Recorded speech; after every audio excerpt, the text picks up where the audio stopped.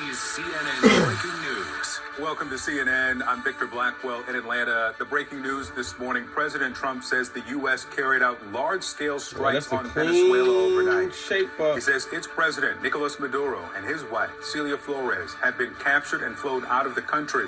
Attorney General Pam Bondi says both of them have been indicted, and in a social media post says that they will, quote, soon face the full wrath of American justice. That's crazy. The Venezuelan vice president says that she has no idea where Maduro and the First Lady are. Ante esta brutal situación, faced with this brutal situation and this brutal attack, we do not know the whereabouts of President Nicolas Maduro and First Lady Celia Flores. We demand immediate proof of life from the government of President Donald Trump, proof of life for President Maduro and the First Lady. President... Dang. They got the wife too? Says that he'll address the nation on the strikes from Mar-a-Lago later this morning. Right now, it's quiet in the capital of Caracas, just hours after the strikes. But earlier, explosions rocked Venezuela, knocked out power, and sent people running outside. Golly. And this strike was at La Carlota Air Base in Caracas. CNN's Nick Payton-Walsh joins me now from London. Nick, we just heard from Issa Flores speaking Trump, with some of her sources how much money we in just country spent about on bullets the right fear there of what could come next, because so many questions are unanswered. Yeah, I mean, let's go through what we know has happened so far. Since about 1 a.m. local time, and the series of explosions rocked Caracas and other parts of Venezuela. Multiple helicopters seen in the air, and then clearly a U.S. Special Forces operation that removed Nicolas Maduro and his wife from what should have been their heavily fortified and secured premises in the capital there. Hard to understate quite what a move this is geopolitically by the Trump White House to remove the sitting president of a country which it considers to be a regional irritant. Startling, successful, certainly, daring, certainly as well, and also efficient, frankly, given what it seems the brevity, comparatively, of this operation and the impact that it is having. The Attorney General, Pam Bondi, hinting that the indictments in the Southern District of New York Court will be the ones that Maduro faced. He had a $50 million bounty on his head, seeking information that could lead towards his capture, and it may well be that the delay we're seeing... Did he do a $50 million bounty? Yeah, somebody just collected a check, boy. Hey. That's what that money do. Trump said, hey, I got $50 million for information on the dealer.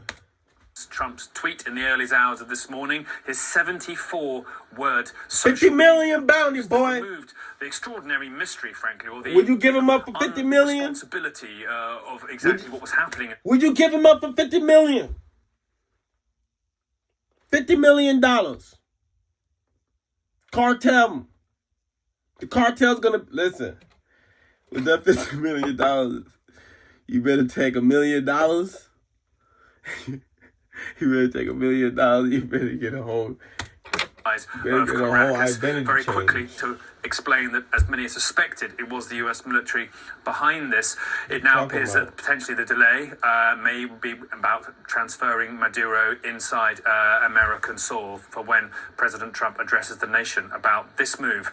Extraordinary as it is. But I think once perhaps for Trump allies, the exhilaration of removing Maduro, who has been an authoritarian dictator behind violence against protesters and opponents for 13 years. Once that fades, the hard questions now must be answered about what to do with Venezuela's crippled economy. That has been the reason why Maduro has needed to be authoritarian. The mismanagement of basic things like inflation foodstuffs that permeates that entire country. What happens now to Venezuela's military, heavily hit during this brief series of strikes? Should point out the explosions we've been seeing in these videos, utterly alien to life in sleepy, peaceful Caracas, will have terrified the millions who live there. What is the likely course for Venezuela's political elite? Is indeed Delcy Rodriguez the successor? Does she immediately seek a detente with the United States to prevent a similar abduction in the middle of the night occurring to her?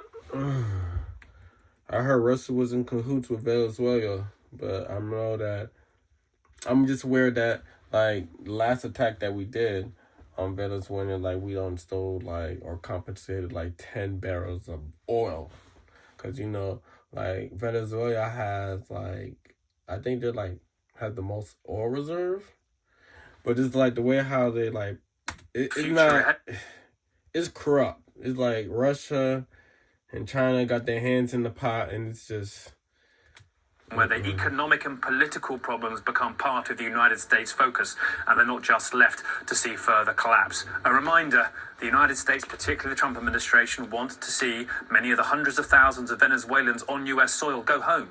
And perhaps a calm and prosperous Venezuela would permit that to happen at a faster pace. But we are today in unprecedented territory. In Moscow and Beijing, they will be looking at how their ally, Maduro, is suddenly whisked away from a place where he should have felt security of diplomacy, of the international world order. He may now soon be in a New York courthouse to face drug charges.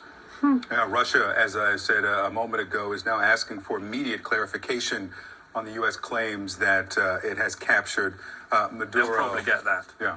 Nick Payton-Walsh, thanks so much. Joining us now is CNN senior White House reporter Kevin Liptak. Kevin, again, we're going to hear from the president at 11 a.m. Eastern, 3 hours from now. But I understand you have some new information about how this unfolded. What do you know?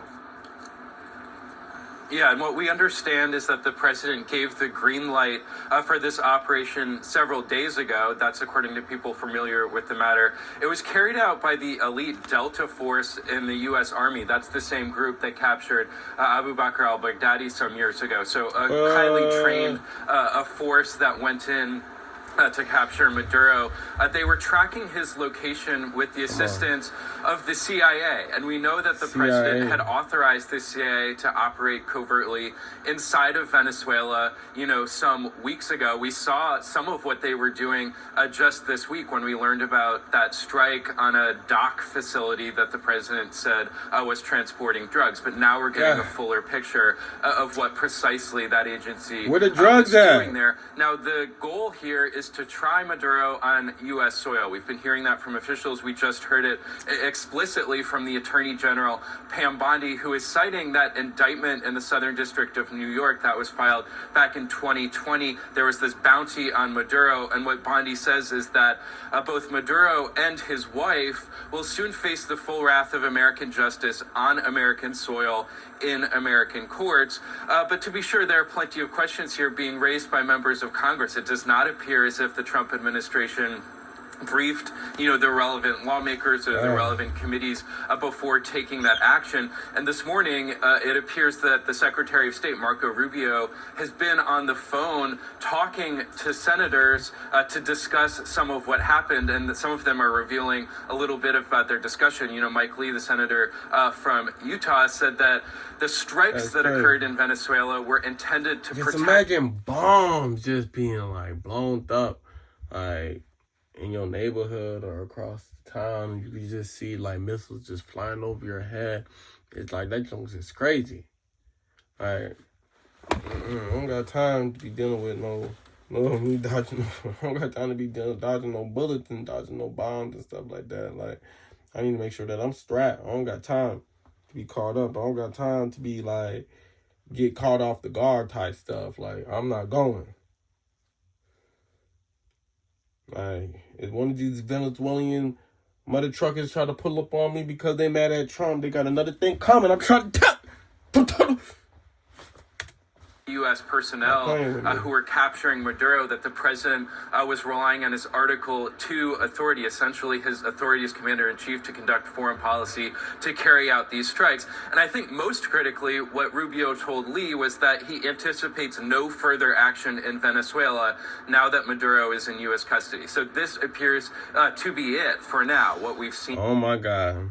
Let me just give you some information right now about this, right, guys? So right now, they're saying that that the UN said, they're saying that China, Russia, Iran, Brazil, and other nations had denounced the strike and captured as unlawful aggression, and it may violate international law. Like that's what they say about us in the United States. Like we the bully. You know what I mean? Like we got the gun. We spend billions and billions and billions on our weapons. You know, so whenever we want something to happen, we gonna use our tools We're going to use our tax dollars. We're going to use all our money to go get this man because we not getting the profit of the drugs. You know what I mean? You know who's in on this? Russia's in on this. You know why Russia is in on this? Because they're in cahoots when it comes to the oil over there. Let's do some research real quick. Give me a second. Let me read. Let's continue. Overnight. You know, this is really the culmination of this months-long pressure campaign.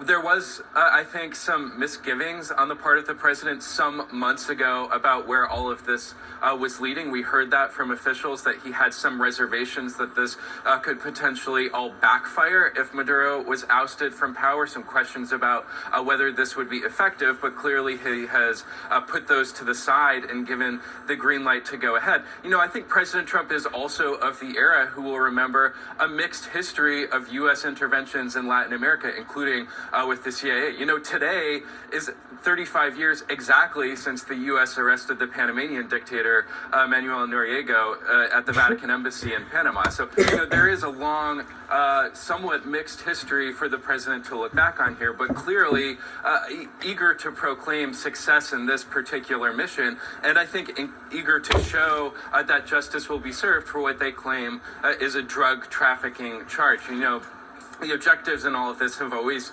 in a way, led to regime change. That was what the president's ultimate goal was here. We heard that explicitly from Susie Wiles in that Vanity Fair interview. But you also saw a number of different sort of rationales that the president has laid out, whether it was curbing the flow of drugs, whether it was curbing the flow of migrants. You also hear the president talk quite a bit about the oil. Of course, Venezuela is sitting on the world's largest proven oil reserves. And so I think when we hear from the president over at Mar-a-Lago down here in Palm Beach at 11 a.m., it's likely that we're going to hear sort of a combination of all of that. And certainly, I think the question of what happens next in Venezuela, what the president has been planning on that front, whether the U.S. sort of has any role or anticipates any role in stabilizing that country now that the leader has left, those will be critical questions that the president, I think, will need to answer for when we see him in a few hours from now. And Democrats in the Senate are already asking those questions, as we're seeing on social media. As Kevin Liptak, thanks so much. This week, we're hosting a free trading and investing workshop right here in Atlanta. Inside this workshop, you'll learn you don't need to be a Wall Street pro to trade like one. Instead of getting a fine... Alright, so basically, the U.S. So basically, we are deeming that.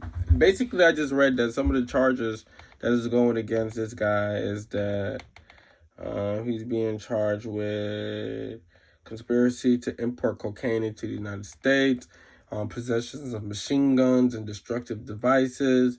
It says that it alleged that he is a long-running criminal enterprise and collaborated with international drug cartels and armed groups, traffics cocaine into the United States. Yeah. Same old. You know what I mean? They think they calling him Pablo. You know what I mean? Pablo. They said, Pablo, you going down. Pablo, you going down. All right, guys. See you on the next video. Peace.